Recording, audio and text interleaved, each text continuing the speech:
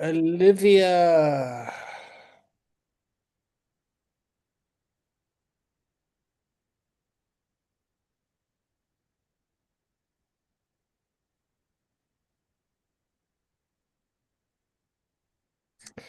Morning, Olivia.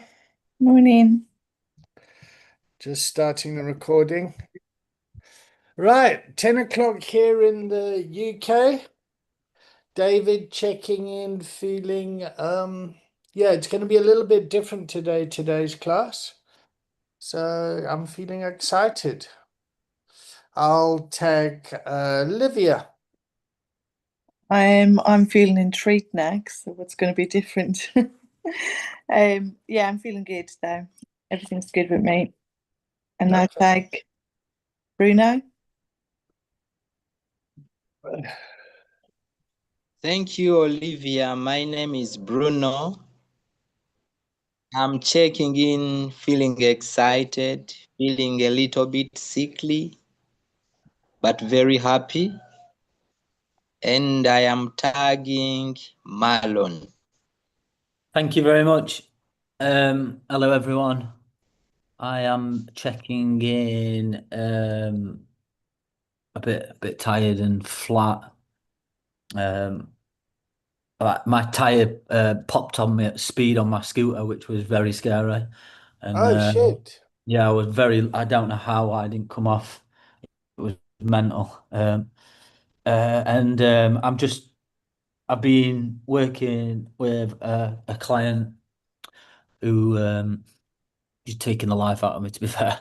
He drinks all night until the morning and then sleeps all day. So I speak to him normally at about 11 or 12 o'clock my time, and he's just in sixth gear then. And I've finally got him to a place where he's ready to accept help from treatment. So he's willing to go into a detox. So yeah, that's been difficult. Yeah, but I'm looking forward to this session. Just a lot Great. going on in my head. It's great to have you here, Marlon. What time is it where you are?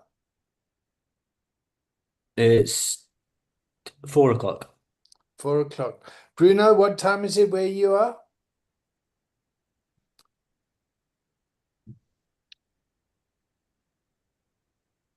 He's You're on muted. mute. Muted, Bruno.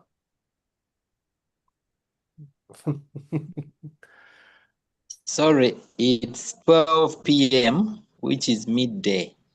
Yep. Okay, cool. All right. So we've got a nice perspective around the world. Yep.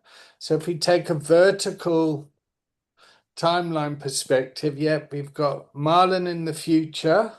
Yep. We've got Bruno in the present, and we got me and Olivia in the past. Yep. If we were to use Uganda as the central time zone here.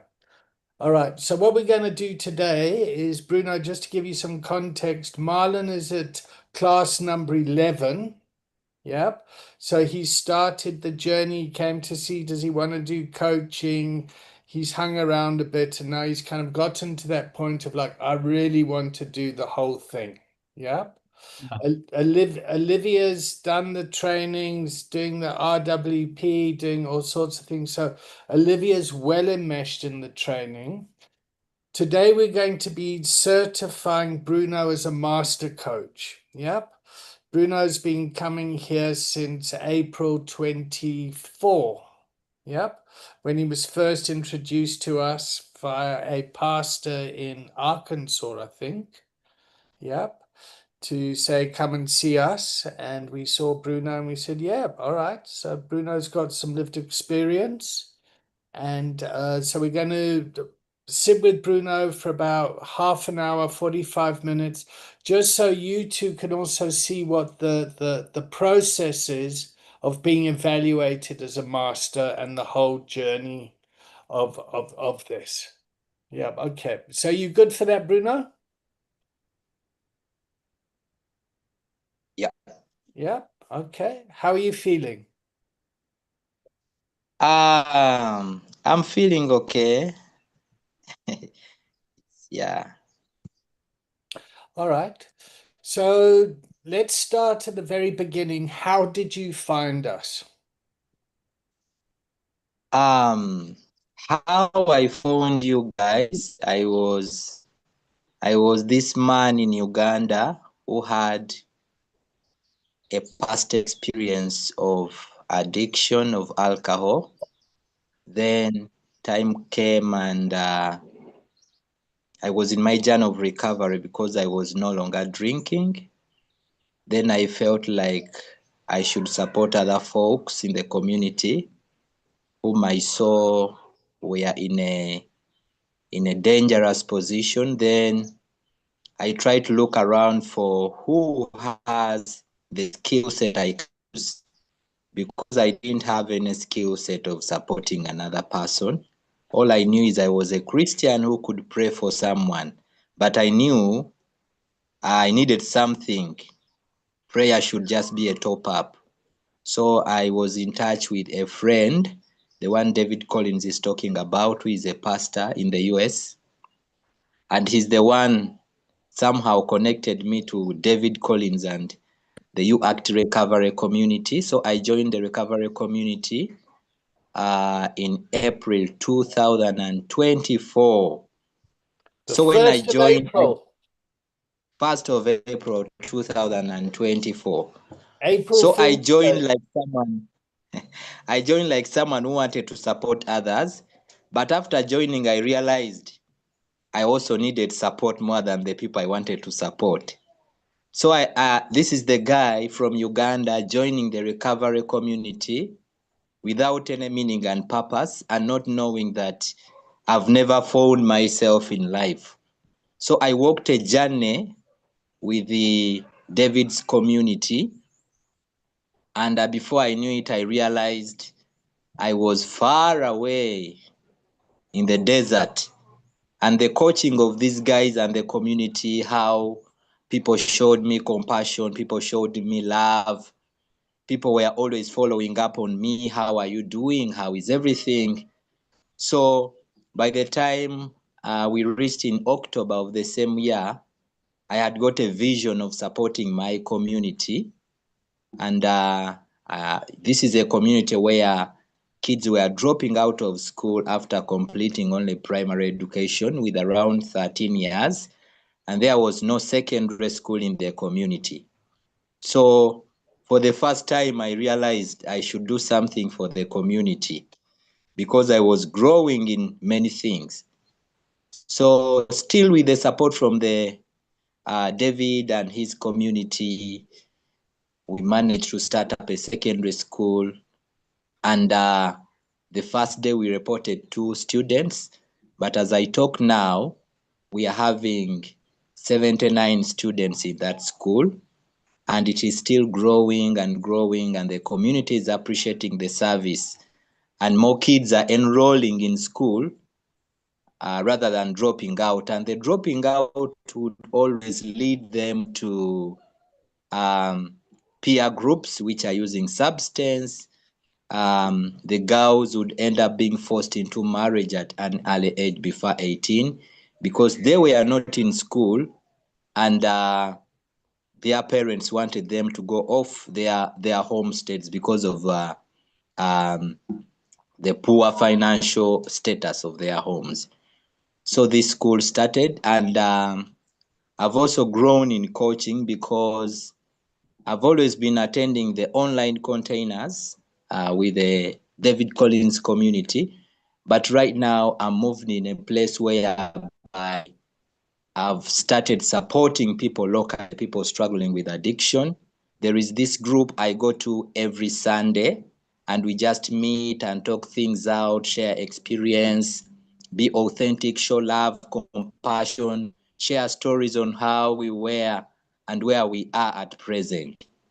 So that is where I am. The school is moving on well. Children are studying, and we are getting more and more people joining our recovery group here locally as I continue joining the online, where I keep learning and sharing what I know. And Generally, that is who I am and what I am doing currently. And I really give gratitude to the UACT recovery community, because from the time I joined on the 1st of April 2024, I am not the same person. I feel I have meaning in purpose in life, and it is true. I have it. Thank you. Okay, so I'll come back in a second. Let's just check Rabson in. Rabson, do you want to check in quickly? And where you're from and what time it is where you are. Rabson? You're muted.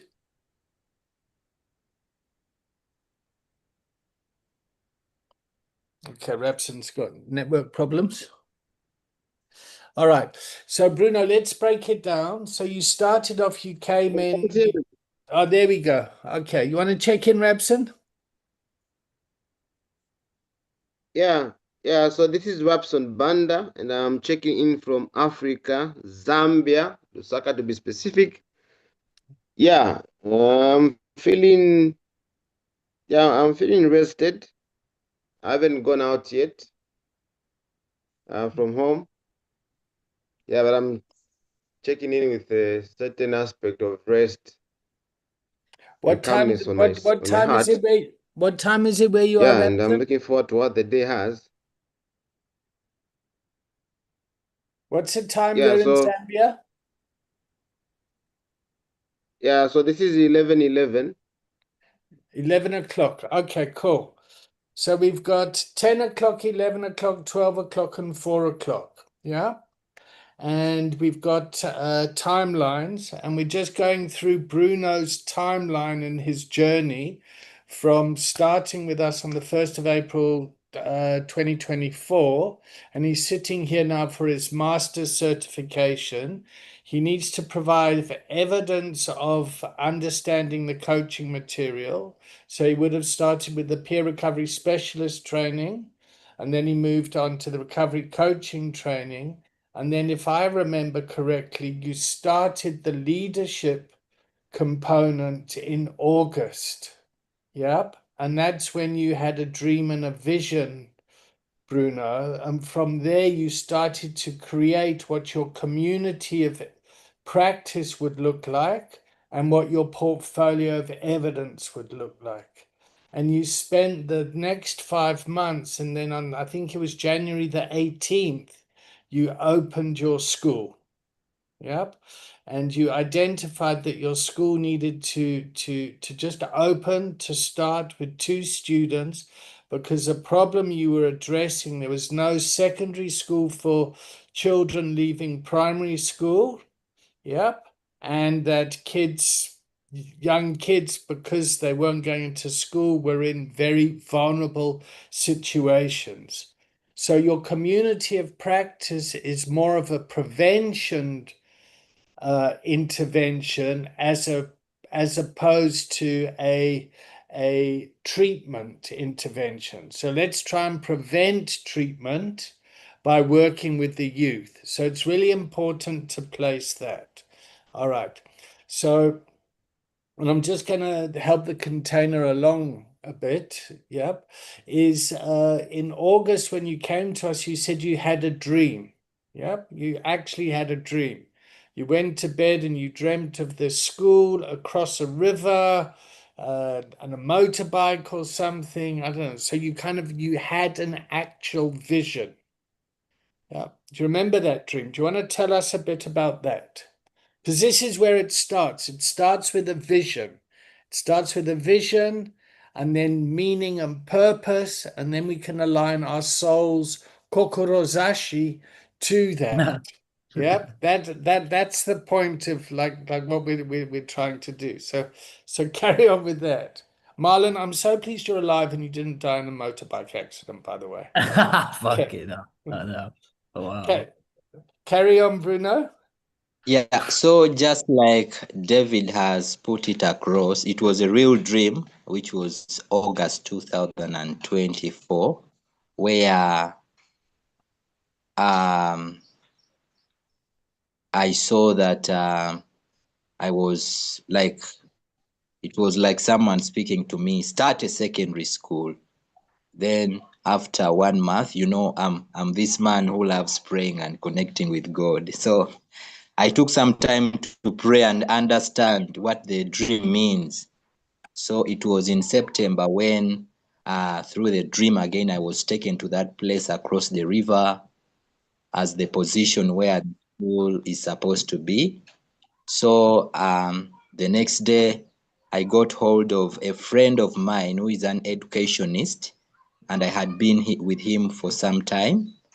And we went to that specific location, and we had an interaction with the locals, and they were so excited about the project. We told them everything. We want to come here and position a secondary school for reason A, B, C, D, and they were really so excited and ready to support. Then Okay, so there let me came the stop there. Stop there. So what you all did right. there is you then went out and you did asset-based community mapping. Yep. You basically went Yes. out into your neighborhood and said, "What the fuck's around here for this?" Yeah. You got buy-in from the community. So you start to collaborate with the system, with the environment, with the community. It's very important that. Carry on. Yes. So after doing that mapping and realizing it is we need to start, then we came back on the round table with my colleague, and the question was, how are we going to get the funds to kick off this project? So that's when I came back to this community I'm part of and shared my dream and vision. David Collins. Okay, David Collins was so stop mentioning my name. It makes me feel very uncomfortable. Rather just say the community, yeah, or yeah, Mauni, sure. Mauni, yeah. Thanks. So I came and shared the dream and the vision with the Maoni community, and the findings after going on ground. And I was like, guys, this has to start, but we don't have the funds. So we set up a fundraiser, and people loved what was going to be done. People donated to the fundraiser, and we managed to raise some money to kickstart the project. So in January 2025, So we opened the let school. me just come in there quickly. Yep. So Emma Buttress from Hartlepool in the UK, as part of her masters and portfolio of evidence, started to support Bruno in setting up the fundraiser, getting the page done, making sure payments come in, they're tracked, the donors get receipts. Yep. So there was transparency there for the cash flow of things. Yeah, which is a very important thing to have as well for governance and that sort of stuff. Carry on, Bruno. Yeah, so we received the funds. We got space. We paid for space. We bought everything which was needed to start, and we started walking the journey. Okay. So you got a little Yep. bit of seed capital and you started to rent a property. Yep. Yep. Okay, keep going. Yeah. And when we started well with everything we wanted for a start. Then we got the question of sustaining our staff, because around the community, we couldn't get like the teachers who are qualified. So almost all our teachers are coming from different communities. So we needed to support them with some facilitation, because they have to get transport, they have to get some communication, and still from the same community, we have been receiving a monthly support, which has helped us to pay the teachers. Then we spoke well to the parents, and the parents have been supporting us with food because the kids are supposed to get lunch at school. So the parents give us the food, the one the kids eat for lunch at school. Okay. Yep. Okay. So by this time in parallel, you've done the peer recovery coaching, the recovery coaching, the systemic wellness practitioner training, the leadership training. Yep. Okay. Yep. So the theory, the number of hours and support around that is ticked off. Yep.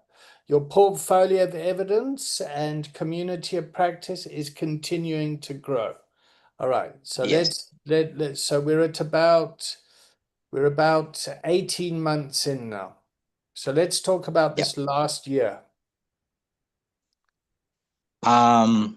Last year, as our school was moving well, we, through the recovery community, through the U Act Mauni, one of our colleagues in Australia connected us to mentors, and those are students from the University of New South Wales.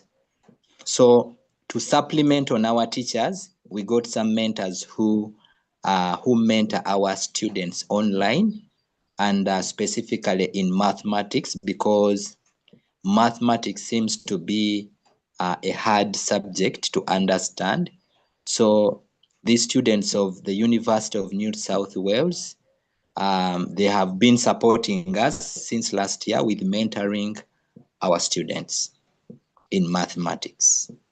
Okay. What IT systems do you use?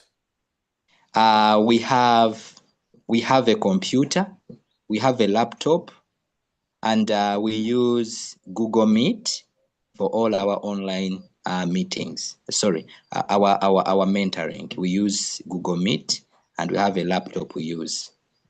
Okay. And how many laptops do you have? Currently, we have 2 laptops. For how many children? For 79. Okay. So I'm just saying this so that we can get a perspective of how brilliant, like of how much can be achieved with so little. Okay. How many cell phones do you have? How do you handle data? I put data on my phone, then I hotspot the phone on the laptop, and the laptop is connected. Okay. So one laptop connected via hotspot to your cell phone. You connect to the University of New South Wales, where mentors come in and mentor your pupils in mathematics. Yes. Yep. How often? We do it on a daily basis. We have not done it for the last month and this month because we had some issues, but we used to do it from Monday to Friday. Okay. Because the number of students is big, we would apportion them into groups. So Okay, each great. day we would have meeting a mentor. All right, great. So how have you, let's talk containers. Yep. How have you adjusted the container to be a learning environment? Come again? The container. So you have your classroom. So, I mean, you've just told us the answer. You've split the container up into 2 kind of groups to make the best use of resources. Yeah? Yes. Yeah. Yep. So Okay. that is what we have done, because a mentor cannot handle many students at once.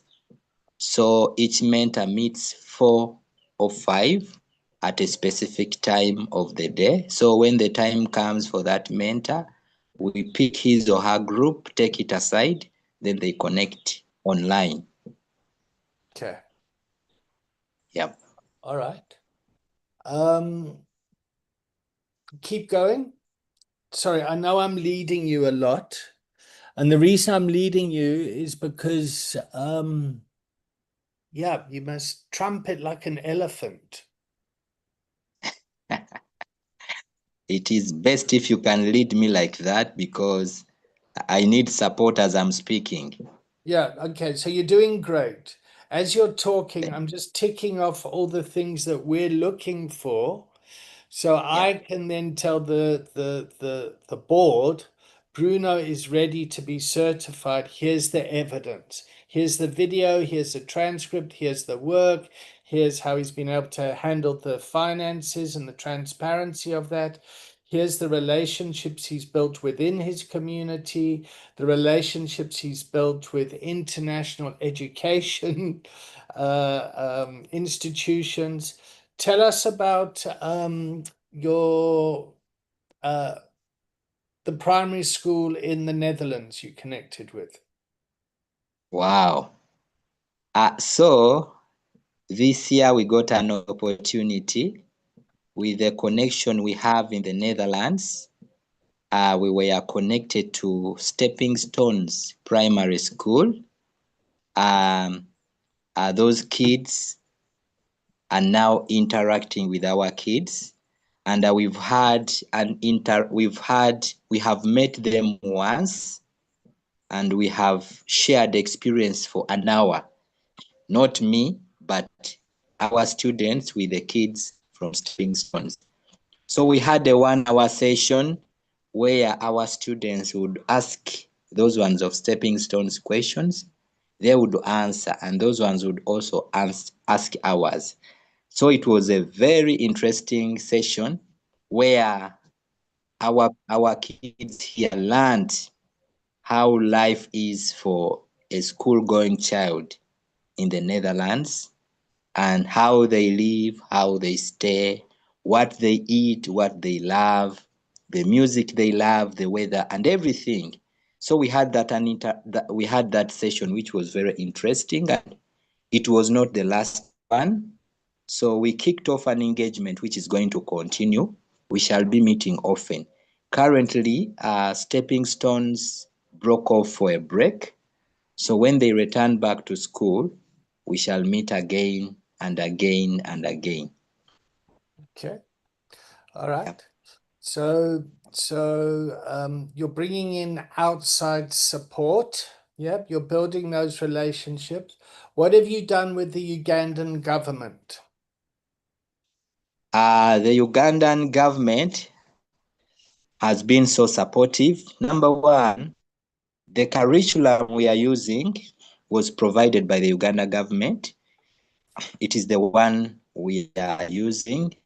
And they are also doing monitoring and supervision, because often they come at school and they try to advise us on the things we should do better, and they also appreciate what we are doing, because looking at our system, it is the government supposed to provide the schools to give education to the people, but because of the limited resources of the government, they cannot reach every village in every community. So what we are doing now, our project, we can say we are implementing or supplementing on what the government is supposed to do. So we are always in touch with them. They always keep coming on ground. They give us support. They tell us how we are supposed to do things.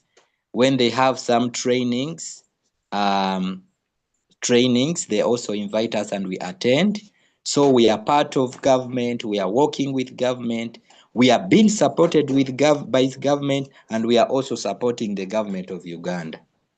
Okay, so the challenge is, and I'm just going to say how it is from my perspective, is the government hasn't got the resources or manpower to provide you your educational needs, but they're willing to support you in helping yourself.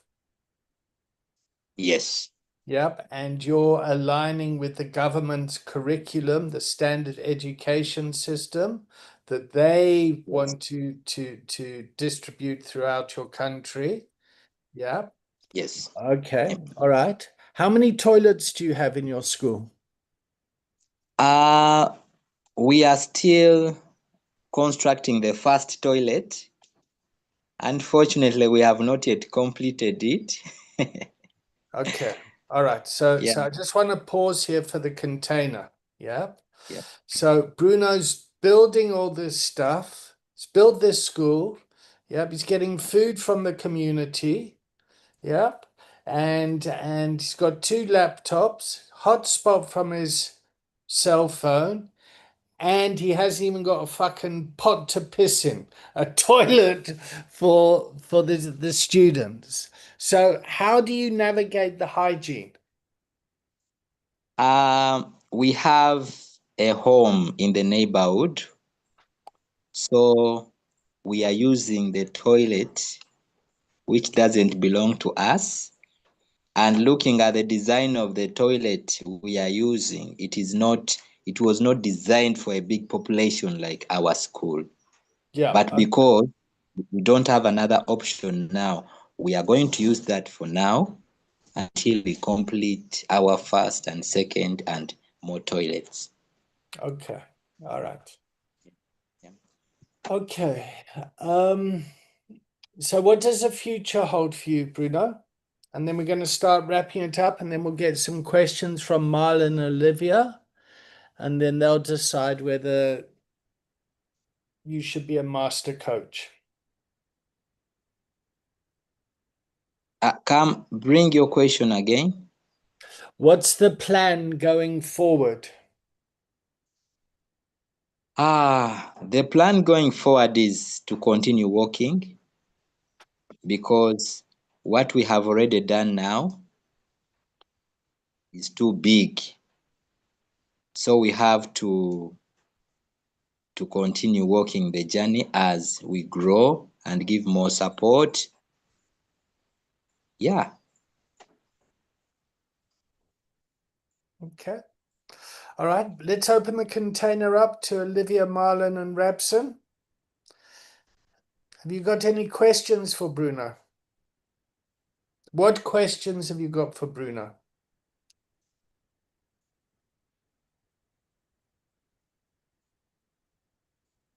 Yeah, thank you very much, Bruno, for that sharing. Yep. Yeah, I think for me, yeah, I just want to check with Bruno with regard to how you are feeling. Yeah, because the thing that has really amazed me is how that this was just something that was metaphysical, or it was just like something that you cannot see. And now you are seeing and experiencing and seeing these things on a daily basis. How is that impacting you in your role as a leader? It gives me a lot of joy, and it gives me joy, it gives me excitement. Yeah, that's what I can say about that. And how's that impacted your self-esteem of yourself when you first came along? I feel like I'm a different person. The one who joined was different. I'm sure he left and a new one came. That is me. The one who joined left and there's a new one came. That is me. Yeah, All right. sure. Marlon, Do Olivia? you just know with regard to where that joy sits in your body? You said you feel joy, there's this joy that you feel whenever you talk about this thing. And I'm just curious to understand where in your body does that joy sit? The joy sits in my heart.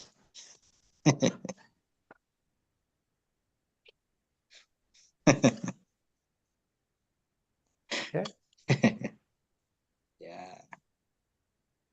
The joy sits in your heart. Marlon, did you want to go? Yeah, a story's it's a very very insightful. Yeah, I've got a couple of questions. Like, what motivates you so much to work so hard for your community? Great question. What motivated me so hard is I really wanted me as a person after recovering. I wanted to see myself creating a positive impact to the community. So I kept moving. I really had that energy to create a positive impact in the community.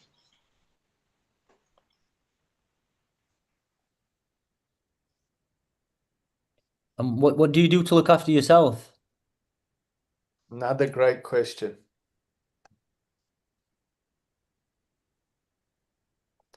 Did you get the question, Bruno? No, What do you do to look after yourself?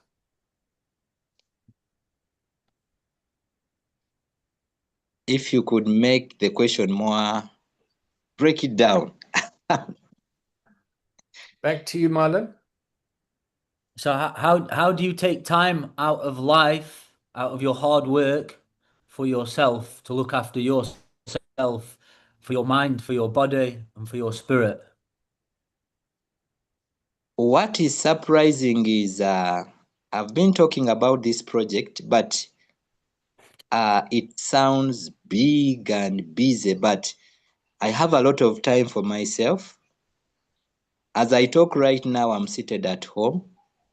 I did not even go to school because there are people whom I delegated. There are people who are supporting a lot. The school has a head teacher who is so wonderful. He knows schools more than anyone I've ever met. So I find myself with a lot of time to relax, time with my family, friends. Yeah, I have a lot of time to relax and refresh myself. I'm not under pressure because the project is growing, no?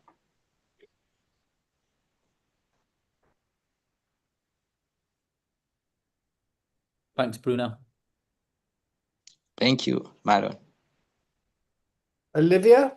As you're working with young people, do you have any like safeguarding and policies in place? Yeah, I can say we have the policies because the entire design of the school moves with the curriculum, and we adopted the one for the government. So even those government officials who come to our school, they come to supervise and make sure we are moving, working according to the standards of everything about school and the kids. Okay, that's good. Thank you. Also, what's the biggest challenge you've had so far?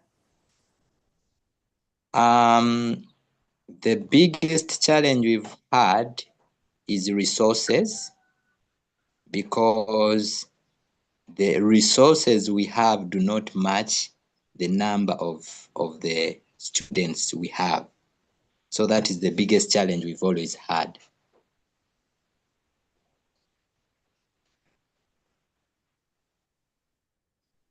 And looking forward, how do you think you can get over that hurdle?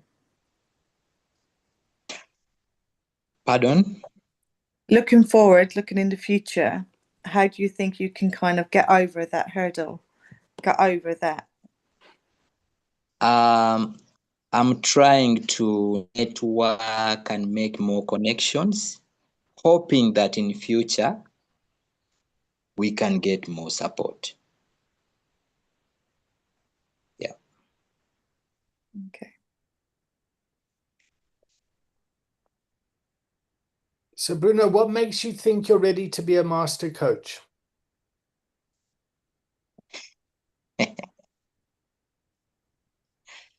Um, I really, because that question is tough.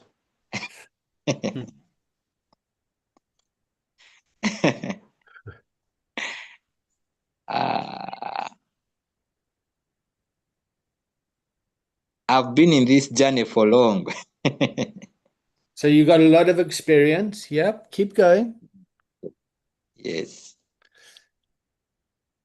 So let me rescue you a bit here. Yep. I understand the question might be quite difficult. Yep, it might go against kind of your values that you have, your personal values. Yep. What I want you to do is answer the question while honoring your spiritual values of humility, where you speak about your strengths. And the reason for that is it creates groundedness and security for the people that want to interact with you. Yep, but I do understand it's a stretch and it's a bit of a I can see Rabson smiling there going, yo, yo, yo, yo, yo, yo, yo, yo. Okay, so just to answer the question. I'm not sure whether I'll give the best answer, but let me me personally, let me just speak. Let me hope the answer will be out of what I speak.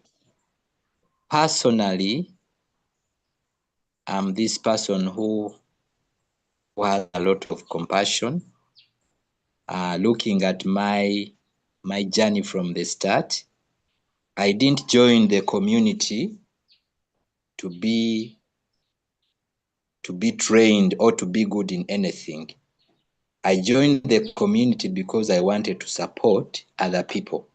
So my growing and being empowered and having value and purpose is not because that is what I looked at. I looked at how am I going to support other people? And my growing has helped me to get more skills, how to handle other people.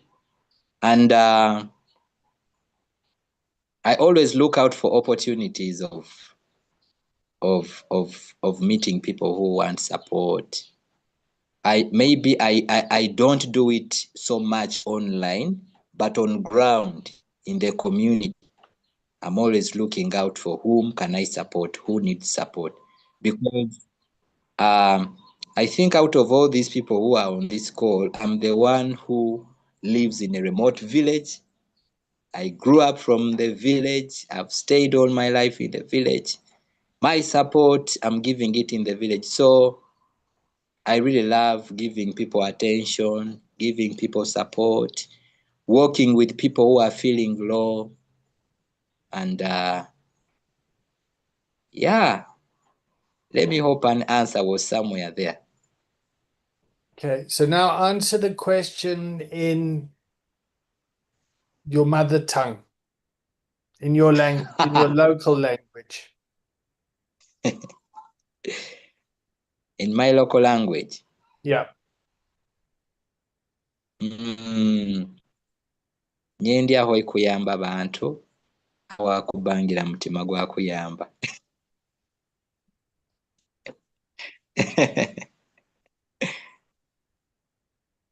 That is it. Why is the answer so short? It's like in my own language, it's short. In English, it's yeah, yeah, yeah, yeah, yeah, yeah, yeah, yeah, yeah. Because it is my own language, I can squeeze it. All right. So Bruno, what I would love to your totem animal is an elephant, yeah? Yes.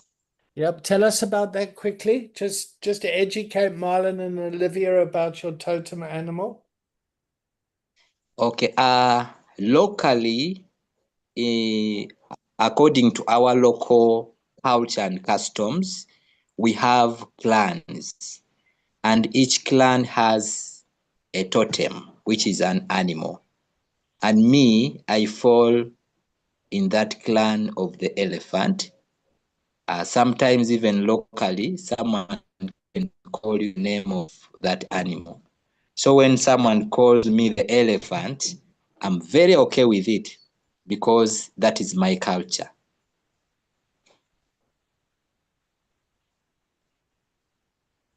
So we have different clans with different totems of different animals. Yeah. And in the school, do Yeah. you have different variety of the different clangs?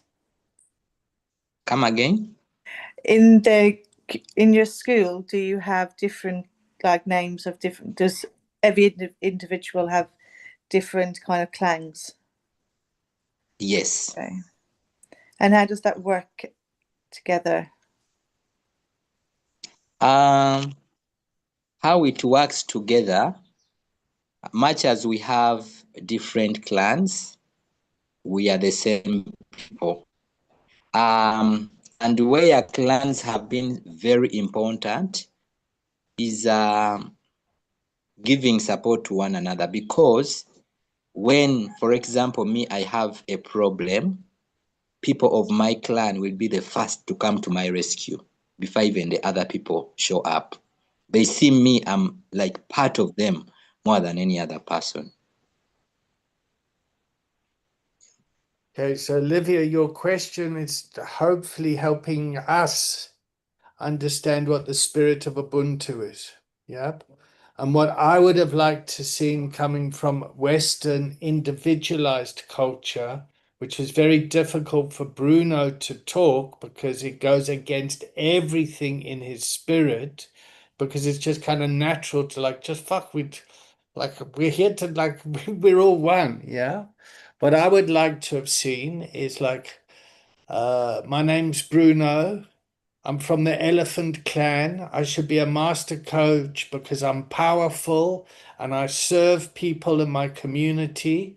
And like an elephant, I can make things happen. I can break things down and help build people up. I should be a master coach because my heart is filled for love for the people in my village that get left behind and forgotten about. I'm the man that stays there for my people and my family. Yeah. But that, oh, I want to cry when I say that. Because Bruno, I mean that. I mean what I want. Like fuck. I see your strength. I see your brilliance. I see your power.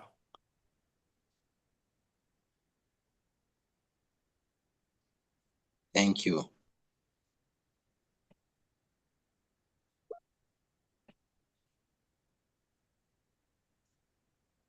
What is it like when you speak with this school from Netherlands? Because it's like totally different kind of environments. I can say it was more of adventure. Okay. Yeah, it was more of adventure.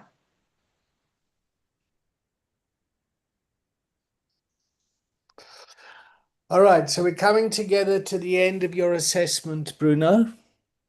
I want to say from my perspective, and I know I'm biased, but I think you've certainly done the work that's required to be called a master recovery coach under the Maoni umbrella. Yep. I see you as being a Thank real you. asset to the community. I see you producing a portfolio of evidence. I've seen you demonstrate transparency and governance.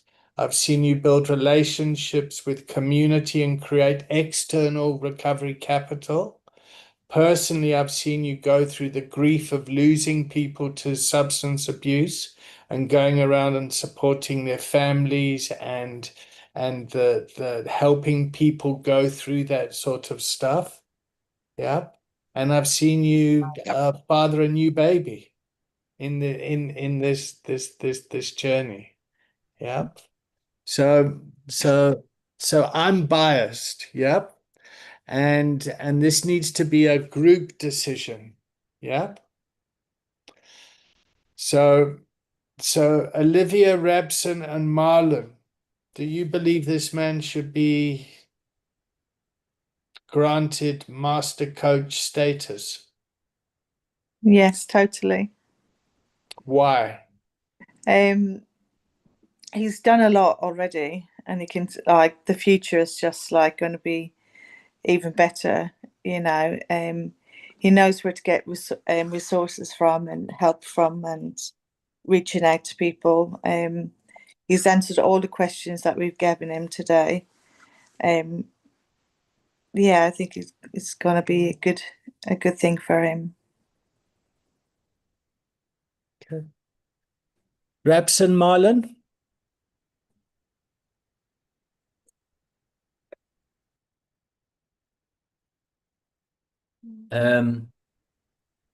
Yeah, I 100% believe that Bruno should be a master coach.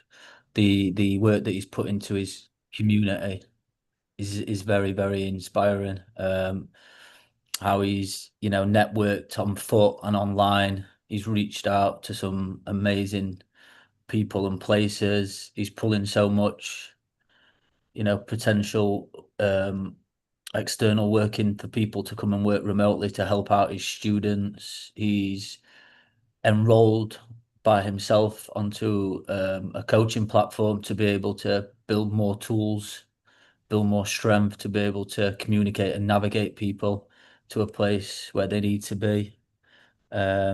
He's very, very kind and caring, very, empathetic. And he loves his people and loves Uganda by the sound of the way that he talks about it and his background of experience with issues that he's had in his own personal life and wanting to change and grow and share his experience with others. Yeah, it's really inspiring. I think so many people will be able to identify and relate to him, and through that he'll be able to help people and show people that with very little that he's got, that it doesn't matter. It's about how willing you actually are, and he's shown true willingness.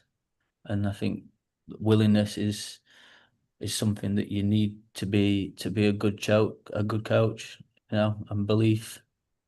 It sounds like his values and morals are in the right place.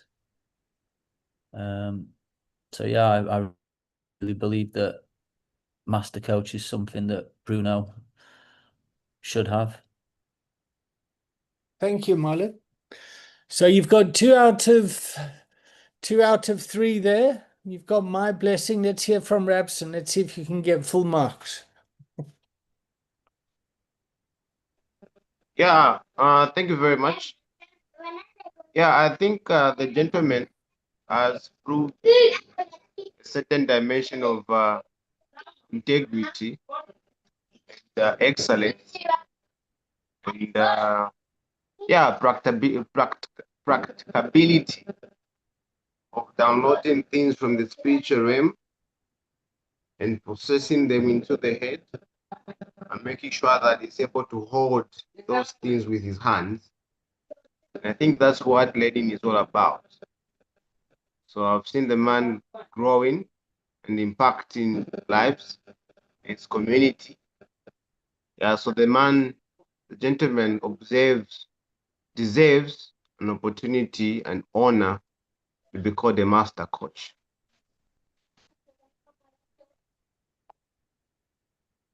Congratulations, Bruno. Yep. The process from here now is I inform Paula.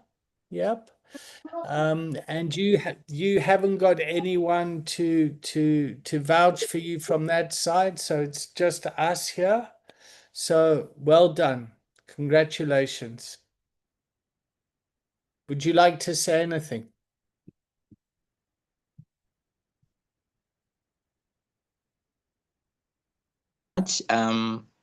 So humbled and honored and grateful. Thank you. Cool. Well done. Congratulations. Thank you. And there are your colleagues from Uganda. Hello. Hey, guys. We have been struggling, but we have been following you people on YouTube. Joining in at Disturbed us a lot. So we first had to be following on YouTube. No Thank you. problem. No problem. Welcome. Do you guys want to check in? Well done. Congratulations. And they're your colleagues from Uganda. You see how the hustle is. Hello. Cell Hey, phone, guys. computer. We have been struggling, but we have been following you people on YouTube, joining in at this tab doesn't. So we first had to be following on YouTube. No problem. No problem. Welcome. Do you guys want to check in? Congratulations. And they're your colleagues from Uganda. See how the hustle is. Cell phone, computer. Okay, we're going to take a 5-minute break, yeah? While they sort out the technology. Yep. Bruno, are you able to stick around? Yes. Yep, good. All right. So you hold the container now that you're a master coach. I'll be back in 5 minutes. Okay. All right.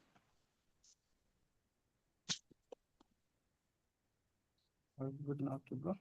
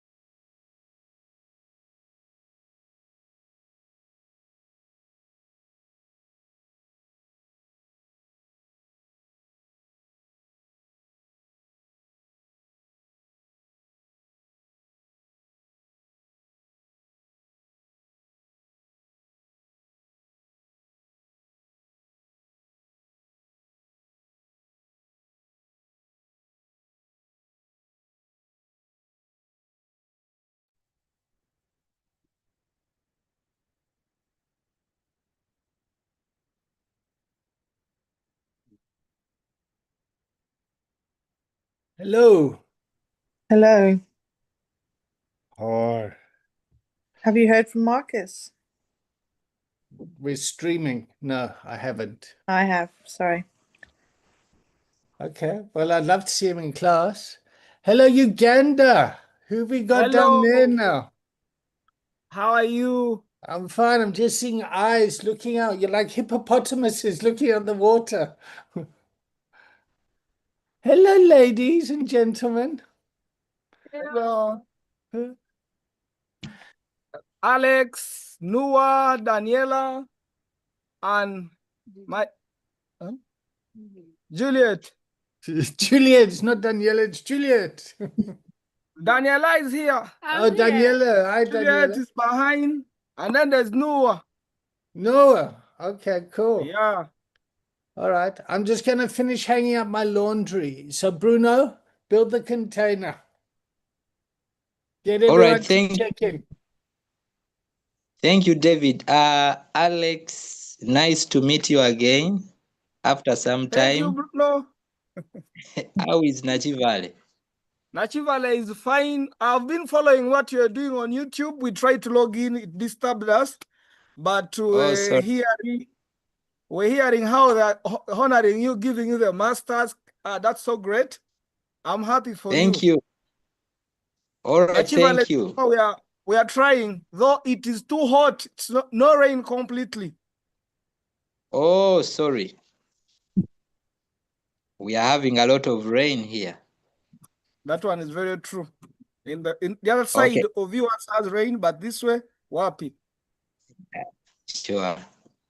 If you can, Alex, if you can check in, then you tag your colleagues to also check in. Okay. If you can check in, okay? What should I tell you today? How best do you want me to check in? Say how you're You can feeling. just tell us how you're feeling. Okay. Today, I'm kind of not feeling very well. That is the truth. The place is so hot, too hot, too dry, too dusty, and there is a lot of flu around because of the dust. But otherwise, we keep pushing. We are there. We shall keep pushing until we meet our goals. To everyone, I can say good afternoon from Uganda. I don't know what time it is. Olivia, that side, what time is it? It is 11 o'clock in the a.m. in the morning. Oh, it's morning. Yeah. Thank you very much. Malin from Thailand. I don't know whether he's on or he's still out. Greetings to you too. Yeah, for today, we are back in class. Thank you. Hello. My name is Maivuno Julita. I'm from Uganda also. And I also work with Citro in Uganda in the organization. Thank you. Sorry. Saj. Hello. My name is Saj. I'm working with Visitro as social worker. Thank you. Nataka niongee Kiswahili. Noah, you can French. This is Noah. Hi everyone. My name is Noah. I'm from Somalia, and I'm working with Citro. I always translate and interpret Somali language, and I support the community. Thank you.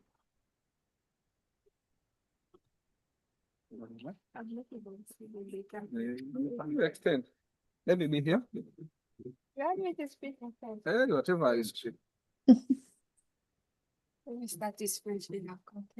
Daniela wants to speak French. Et salut mes amis, je m'appelle Daniela Kengeta et je travaille dans l'organisation qui s'appelle Citron. Merci beaucoup. Merci. Je t'en prie. Bruno, you want to pick merci. Yes, I know like 10 words in French at least.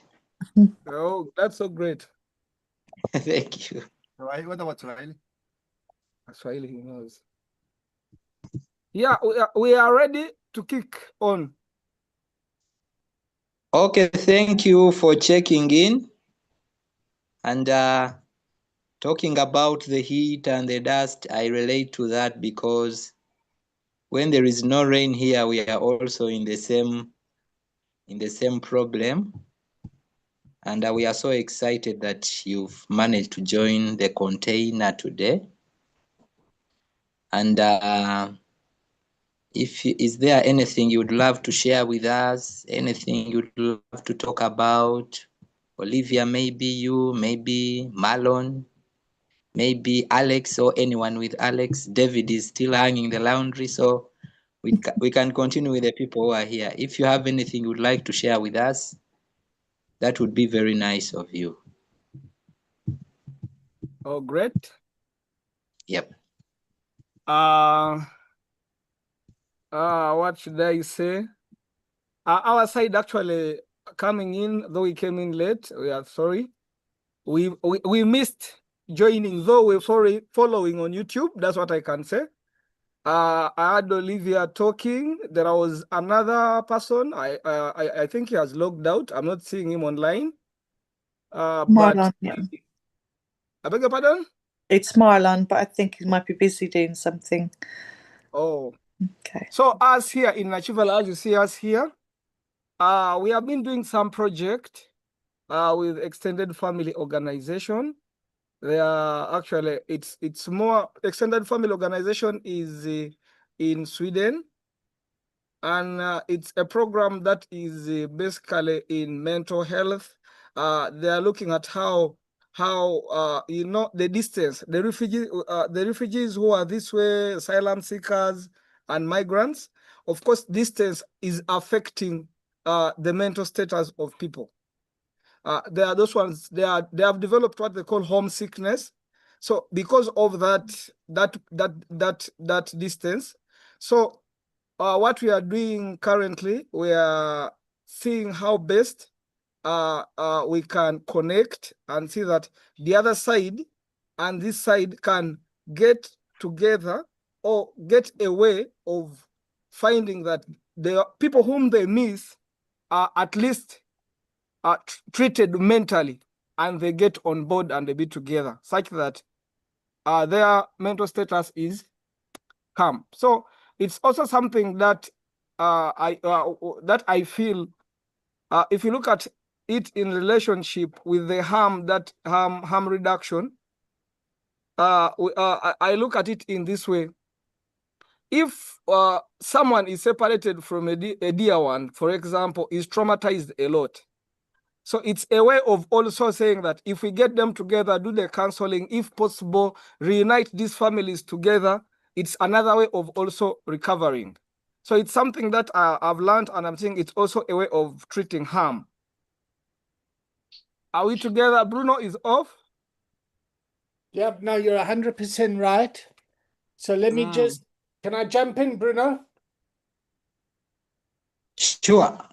Yep, all right. So we're here today to learn about recovery coaching. Yep, and the art of recovery coaching, and how recovery coaching Bruno has taken his lived experience and created a school out of his lived experience by learning the skill of recovery coaching. Yeah. Marlon's doing the same thing, how his lived experience can help him in the career that he wants to go. The same with Olivia. So we've contracted to come here to learn about that. So the question that's being put forward, yeah, is if we take the Collins window here, we look at the medical model. Yep.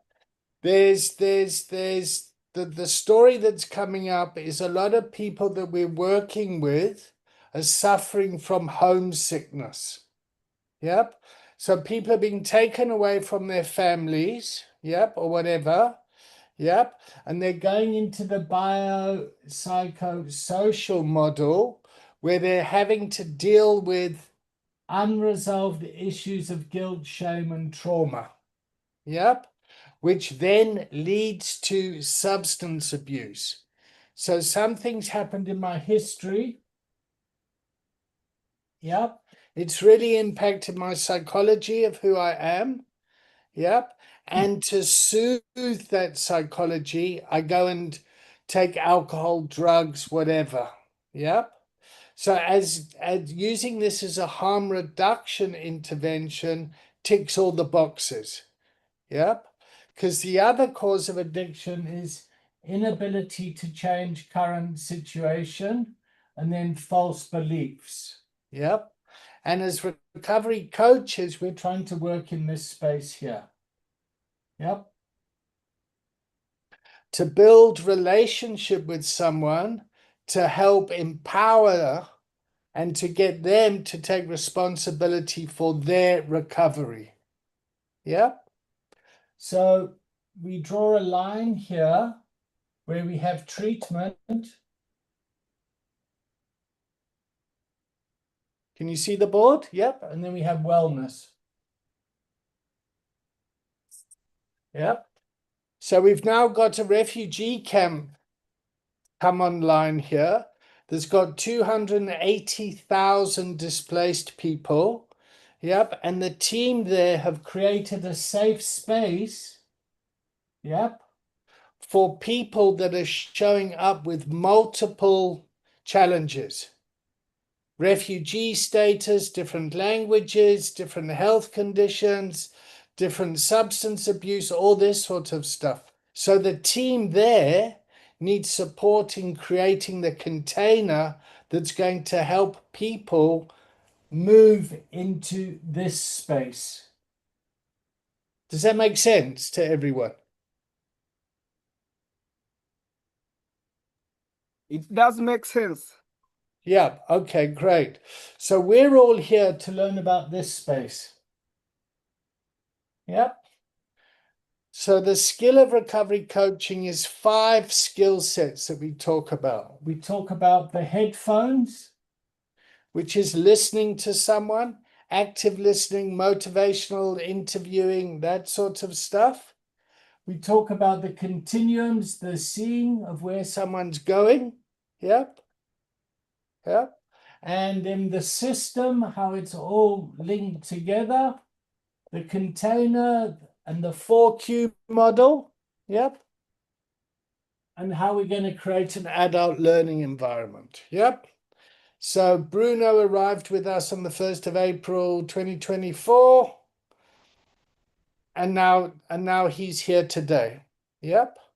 Marlon arrived, 10 weeks ago? A bit longer than that. He was away for 6 weeks. So when did you arrive, Marlon? February? March, February, somewhere around there. Yep. And then Olivia's been with us for a while. Okay. So what do you guys want that have just joined us? What would be helpful for developing your container? Knowing that we've got no money. All we've got is education. Our type of education. What I can say, the first thing is the counseling bit of it, getting that knowledge on how best you can handle a drug addict. Okay. And then how best can you bring this person into accepting the reality, and at the end of the day, accepting that this can happen to anyone, and it is possible that someone can recover. If you look at the health setting, I've been with the trying, I've referred some of the addicts to the National Referral Hospital. They have even admitted them there for over 20 weeks. But when someone comes back, again, after 2-3 weeks, the person goes back on medication again. And it has become, for example, a client whom I referred some time back, he has gone he has again got addicted like 3 times after even being admitted, comes back, being admitted. So I want to see what exactly is missing inside there that we need to fix so that this person can come in and come back and become a model in the community that someone can recover. And the reality is, yes, someone can recover. We clear away that belief that people say that when you get addicted, you can never. That is here in the camp. There are people whom they have just left saying that one got addicted, don't even waste anything in that one. So how best can we look at that? Thank you. All right. So can you still see the board? So people go into a culture of learning, they go to school, yep. And then at some point they start using. Yep, they go into a culture of adversity or a culture of addiction. They use, they misuse, they abuse, they become dependent on something. Yep. When people are dependent, they've crossed the line into treatment. Yep. And the case that you're talking about, yep, you say you've had someone's come down, they've been addicted, they've gone out, they've come back, they go out, they come back. Yep. Now people think that they want to call this the revolving door syndrome. You just go round and round and round and round. What we want to try and do is develop this area here. Like, why do people go back to using substances? Yes. Well, it's nice. It's fun. Like what are some of the reasons people go back to taking drugs? For me, when I look at our community, if you look at the people who are traumatized, for example, they look at their past. Someone has come here all the way from Somalia or all the way from Congo, and you find that maybe the sister was raped or the mother was raped in front of his presence. Yep. Okay. And so those are cases that we are seeing and are moving around here. Okay. So what happens in that situation? Yep. Is the person is justifying their using. Yep. Because of something that's happened in the past. So the trauma becomes a golden wound. Yep. Now, a golden wound is something that gets put into when you confront someone around their behavior and saying, like, why are you doing this? What's going on? They're going to justify it with something that's happened in the past. So what you're trying to do in the coaching conversation is just to I always feel quite uncomfortable explaining this. Yeah. And the reason I feel uncomfortable is I don't want to take away from the pain and the horror that somebody's been through, but it's used as a justification for that person to stay stuck in this circle. Yep. So like my personal experience, I grew up with quite adverse childhood experiences, just to put a nice westernized clinical, yep, tick box exercise to it. But basically life was a fuck up. Yep, as a kid. Yep. And then when I got into using substances, the drugs worked. Then the drugs stopped working. So I started to behave in a way, yeah, the one I didn't want to behave as a child. I said, I'm not going to grow up and be like that. But when the pressure got too much, I would bring up these wounds from the past and then use it to justify my current behavior. Yeah. So what we're doing in treatment, in the treatment space, yep, is you're trying to identify the unresolved issue of guilt, shame, and trauma, and to see how that is linked to the addictive behavior. Yep. Now, what happens in treatment people don't use. Yeah. They're quite maintained because there's a safe container. They feel safe, as long as it's not a prison or as long as it's kind of a nice human environment, people don't feel the need to go out and use. It's when they come out of this space and they go into this world, they go back to the environment that triggers all the stuff that happened in the past. Then the person's going to go back to the solution that used to work, which then results in substance use disorder again. Yep. And because of stigma, people want to then think it's the person and the substance. Yep. So if people drink alcohol, they're not judged as much as people who take drugs. I'm talking too much. What does the rest of the container think? What sort of tools and stuff like that do you use in your, like, do you follow some sort of group sessions? Like, do you have like kind of a, like relapse prevention? Do you do anything like that? Courses or anything like that? Who's the question going to, Olivia? The guys from you under PC. Hello, Olivia, I beg your pardon, I didn't hear the question. Do you have any like topics and things like that that you do in your groups, like relapse prevention? Okay. No, we have not done that before. Okay. And we have never had it. Okay. All right. Well, this is it. So welcome. You do now. Okay. So what would be helpful, guys? I mean, what do other people think?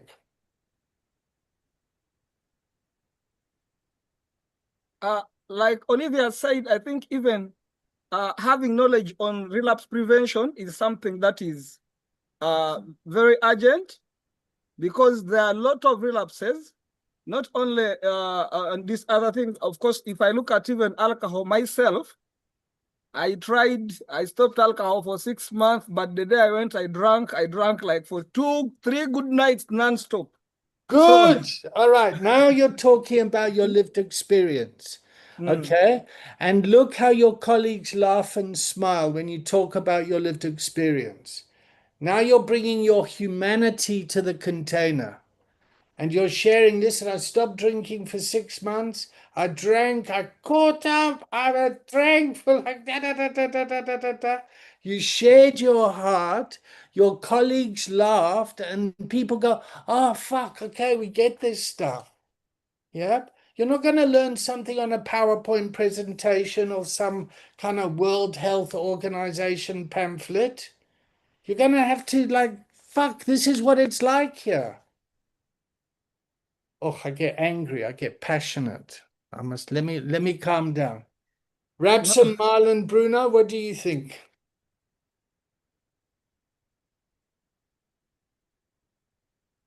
You're muted, Rabson. Yeah, I think for me it's the aspect of humanity in the container, because it's very easy to go and read out something and then we refer that to whatever it is that we're talking about. But with the moment he talked about how that, he stopped drinking, and then when he went back and drank, for me that just really creates a lot of respect and and trust. Yeah,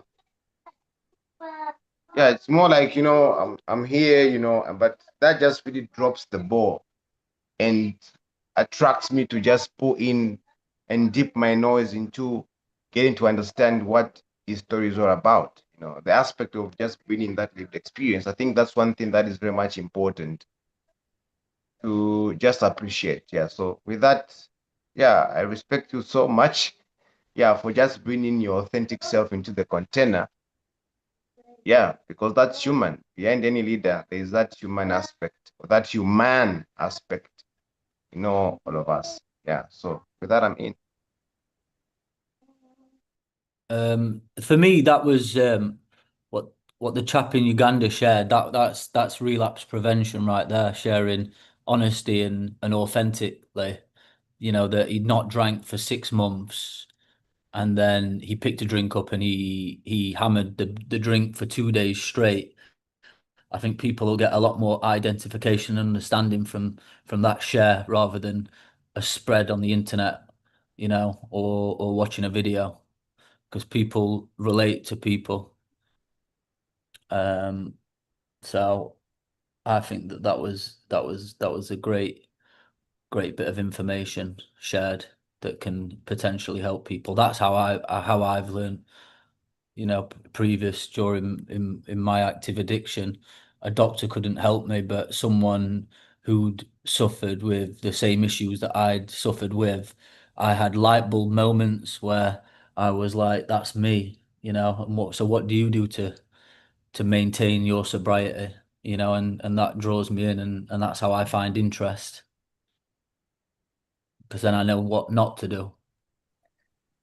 So it's like kind of giving the group a topic and letting the group kind of discuss the topic within them, like what they've done in their past and what stopped them and what helped them.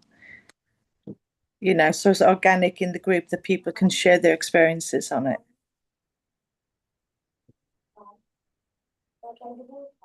Yeah, sorry. Hello? Hello. Sorry, my son was talking to me. Yes, Olivia? If you pick a topic in your group and then kind of just discuss it within the group, so people are sharing what like happened to them and how they overcame it. I think we can try that out and see how it works. I know I'll try to get a day, get some friends. We are having some podcast where we thought about it working better for us. We are soon launching it with another organization that's also a refugee-led organization. Actually, one of our first topics we looked at is harm reduction, and we looked at which people can we get on board. Our target group, we're looking at maybe getting a religious leader to be one of the panelists, and then we looked at having a psychosocial counselor on board.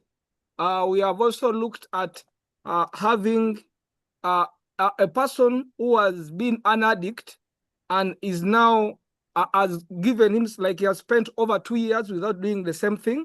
And then we're planning to say, okay, if these are our panelists, how we have specific questions, and we are bringing people on board who are addicts and other youth, looking at those ones who are going into addiction, and we look at our objective mainly is to share experiences, ask questions, and how best can we recover. That's a podcast that we are launching very soon, and seeing how best we can work. I think it might work for us if we use that style of discussion. Yeah. I don't know how we can guide somewhere.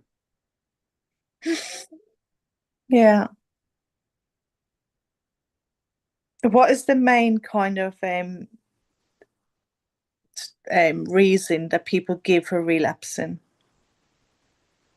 The main reason as to why we get a lot of relapses in the community, one, like I have told you, you find the same surrounding. You have picked someone, for example, where for me I come from, it's a tradition, like I told you, when you're born, the first thing they put in your mouth is alcohol before even you take your mother's breast. So that was a tradition. Now, in our very area where we are born, they look at alcohol. We have local brew called Ajono. We use straws to take. I'm using hot water. We mix and then we take it. Now, there, it is something that is normal in the surrounding. So some people know it's always evening. We call it a sitting. that whatever work you do, wherever, if you feel like going to rest, you have to go and sit there. And that surrounding is the one that makes people go back into addiction. So even when people say, okay, this is this, I feel sometimes when that person is removed from that point, the cycle around there alone can influence the person to go back into addiction. Even some of our friends, we have friends who can tell you, come, I take you out, even when he knows that, okay, this person has stopped drinking.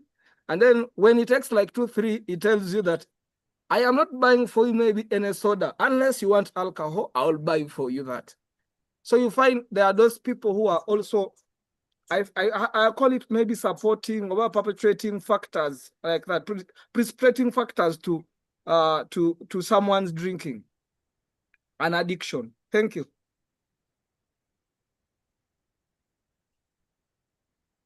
Olivia, are you with me? Yeah, I'm just thinking, sorry. So you're saying like it's kind of the environment and the people that people go back to when they come out of your Of course, environment is one. That is one thing. But there are also other precipitating factors. For example, SGBV. If you look at gender-based violence, let's look at men and women. When a woman in our community here is beaten, or a man beats up a woman, he feels the best way of treating himself or relieving stress is by taking alcohol. So when he takes alcohol, he feels, or even taking marijuana, whatever he feels can quench the stress or relieve off, and the person gets sleep, is at least a drug. So there are other precipitating factors, like I've told you, SGBV in the community. That one happens. Of course, also, I can say poverty is also a leading factor. You know, we have, like, for example, the commercial sex workers. These people don't do it willingly, but for a point where you find this commercial sex worker working in a bar, and the only way for him or her to get attracted to a man is by getting, for example, alcohol and drinking together. So if you look at that target population, the work that you do, you feel like, okay, I don't have money. Where do you go and hang? The only place where you can go and hang is going into a bar or a lodge where someone can do exchange. Someone knows that, okay, I've gone to this place and this is what I can do. Hey, so it everyone's running away now. No, there is something that visitors who had come to see some people. So no problem, no problem. So what you're talking about is the inability to change current situation. Yep. So I have to eat. I've got no money. I have to do something that I don't want to do. Of course, you're going to drink because I can't change my situation. Yep. So Yes. the person gets stuck. So we wonder why, when people are, you know, got food, shelter, all that stuff, they can stay sober. But as soon as they have to go out into the world and fend for themselves, they drink or use because they can't change their situation. Yep. Our question is how do we coach and support someone who's in that situation, and in that situation? How do we coach someone with complex trauma, really adverse environmental situations, and possible medical conditions as well? Like, the technical term is, it's a fuck up. Yeah, it is a fuck up, really. Yeah. Cool. Good. Now we're getting honest. Now we're talking. There is also, by the way, something to add on. Social media also causes a lot of can increase addiction. Yeah. There are some videos that people keep posting, and there are those, I can say, bad influencers. Okay. For them, they will tell you, if you, for example, we have people who keep posting that if you can't do this, then why not try alcohol? If you can't do this, then try marijuana. And there are those people who say, oh, we have seen, I want to give a good example. In the community. Yeah, before you do that, I just want us all to know is the majority of people can use alcohol and smoke marijuana and use drugs in a healthy way. The majority of people. Yep. It's the minority of people that it's a fuck up.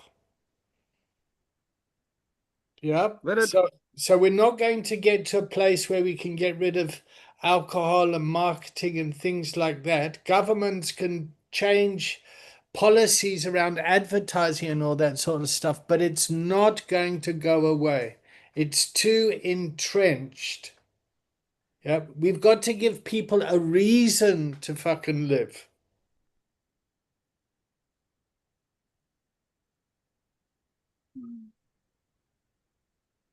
What do you want to say, my friend? There you go. Come into the container. Here we go. Yes, in the container, I want to add something. Yeah. There are some drugs, misuse of drugs. In our community, we have those who are using in codeine syrup. Yes, yes. It's an opiate. They are using codeine syrup and they add with diazepam or ephedrine, and also they add some sodas and they use as a drug. Yes. And this drug is not recognized yet, and it's very dangerous to the community. It kills some of your lungs. It also kills your liver. So it costs also. So I need that also you add on account in that drug is that it's not still aware. Okay, so now we're talking about different drug types. So codeine is a form of opiate. Yep. It's in that family. Ephedrine is a form of stimulant. It's like ephedrine, amphetamines, that sort of stuff. That's in that environment. Mixing them together, yep, gets you feeling very nice for a little bit. Yep. It's like people that use heroin and cocaine. Yep. And then throw in alcohol. Then the party's happening. Yeah. It's like do you know what I mean? It's like I'm not sure what to do. I'm not sure how we're going to stop people from going to the party unless we put on a better party. We need to be playing better music for them. Marlon, what do you think about this? You're muted. You're muted, Marlon.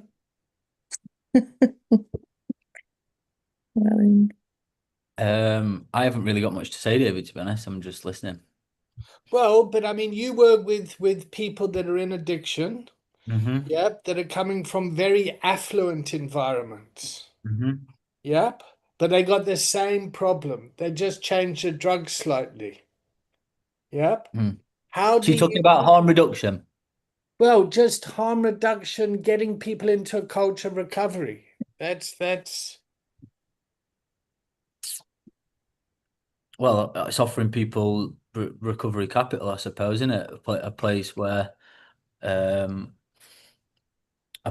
people are living a clean life and they're happy and they're joyous and they're free. So building a recovery community, let's say, for instance. So one would be, where you are holding a meeting that's welcome to anyone who has a desire, to potentially stop using drink and drugs, and talking about, clean living, promoting clean living rather than promoting partying, I suppose. okay. So Marlon would work with someone and then introduce them to a community. Yep, a recovery community. And I imagine you're talking about something like CA, NA, AA, some sort of 12-step abstinence-based community. Yep. Yeah. That might work for people. Yeah. It works for a hell of a lot of people, but not everyone. Yep. Another community might be a faith-based community, which is where Bruno comes from. Well, it's about giving options. I wouldn't essentially navigate someone straight to a 12-step program, but for me personally, putting people so people can it's a place where people can connect with other people who are truly living a life without alcohol and substances, so they can get that identification. Exactly. It's a starting place for someone to come to have their own realization, and through that, you can build your own personal recovery. It expands, doesn't it? When you sharing with people and they're sharing their experience, and it's another way of, let's say, recovery networking, and picking bits up off different people and finding the path that suits you. Like there's for my own personal recovery, um, I was saying to someone, I give birth to me in the 12-step fellowship.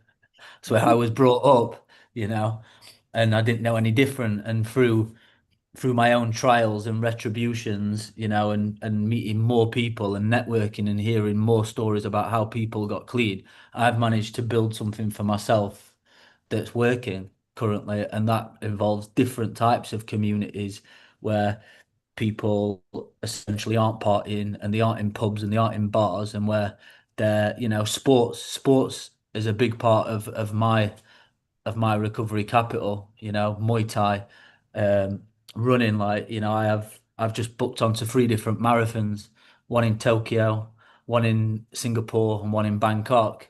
Like, Wow, that and sounds fantastic. I'm part of a running community. So this is people who are instead of people who I'd meet up with and socialize that want to go and get out of their head, I'm meeting with people who are wanting to approach life in a different way.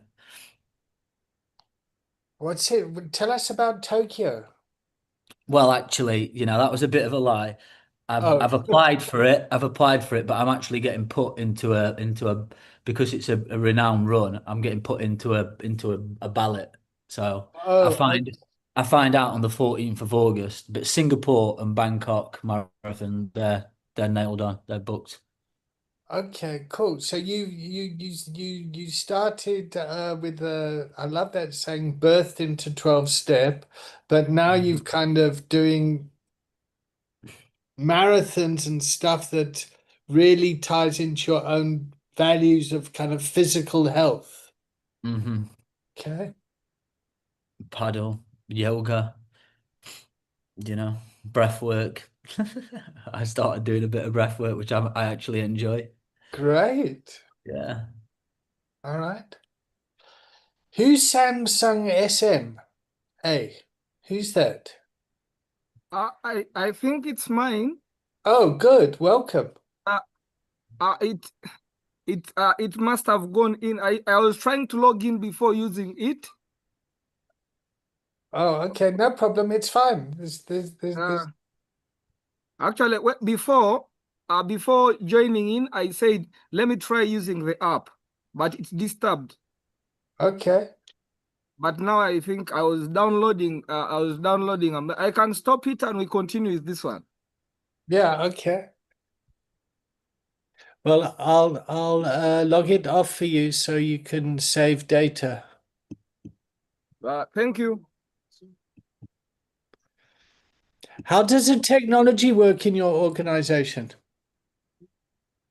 Actually, what I've done, we have a router, Yeah. and we load on data that we use. So at least, let me say like a month, if all goes well, you can load around 250,000. Okay. That is if you calculate it $2, it's around, I think, $70. Okay. Yeah, that's what we use. So it's open Wi-Fi that we use. Anyone can come around. We give the password, can get something. I say, okay, learn. Like it's a way of attracting some people to come in the Excellent. safe space, and then we can Excellent. interact together. Excellent. That's a wonderful recovery capital resource.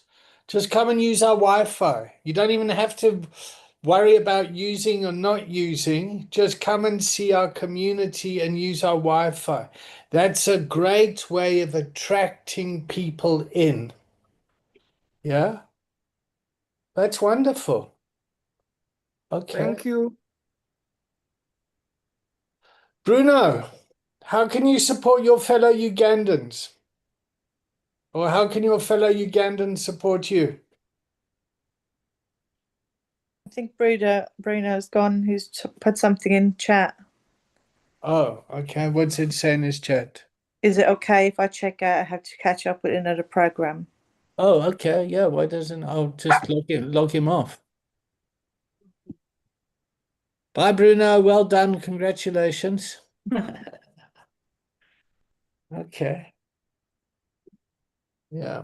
Listen, just for the record, I was meant to be on holiday. I was meant to cancel these, postpone these sessions for a month. So if anyone's out there watching and feeling like that I thought they were postponed, it's just me kind of carrying on.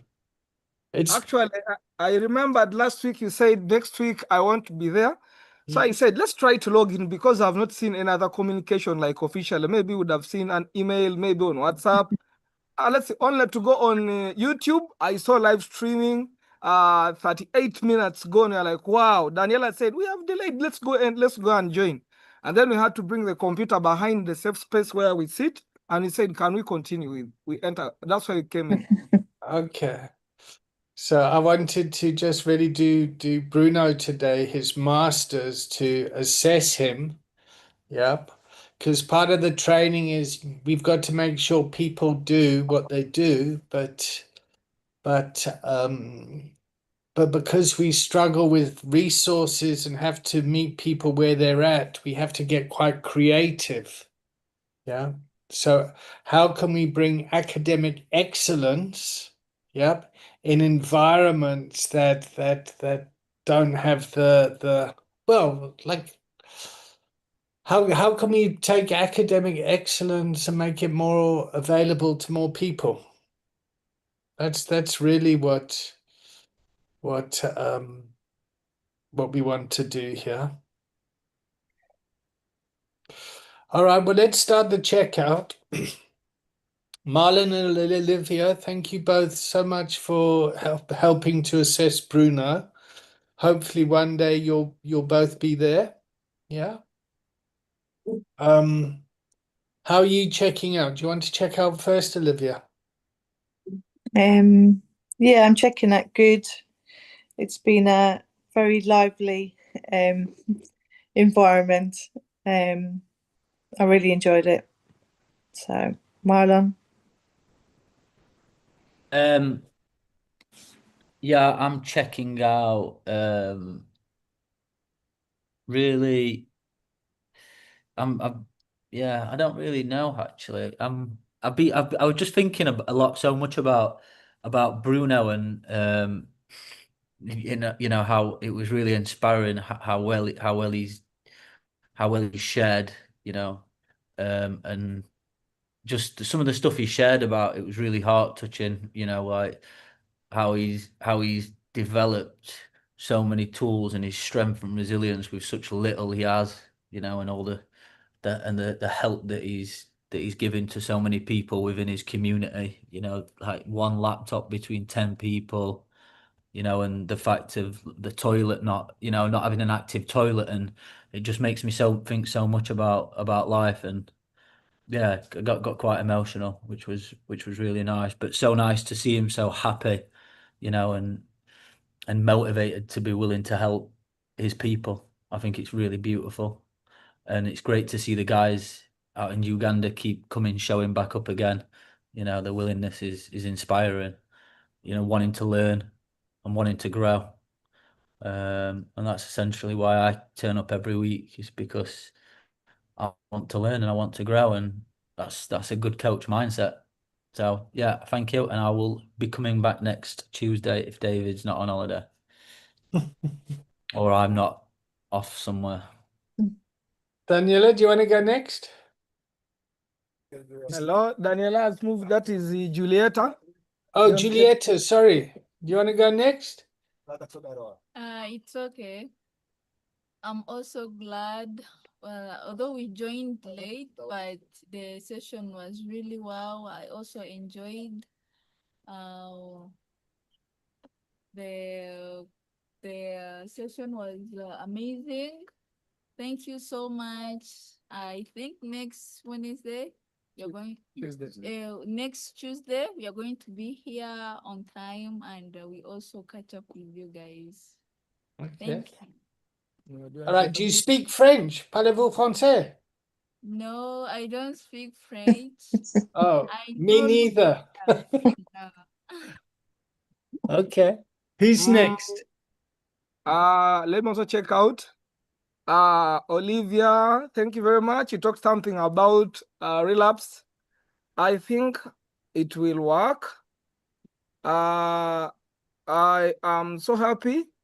David, thanks again for coming back, though I thought you're not going to be there. Thanks for the time. I am also looking forward that okay, my dream is being an excellent recovery coach. And I want to promise myself I will always be there. Pakalas, like I told you last time. Pakalas. Yeah, thank you very much. I have a team with me. We are trying to do our level best.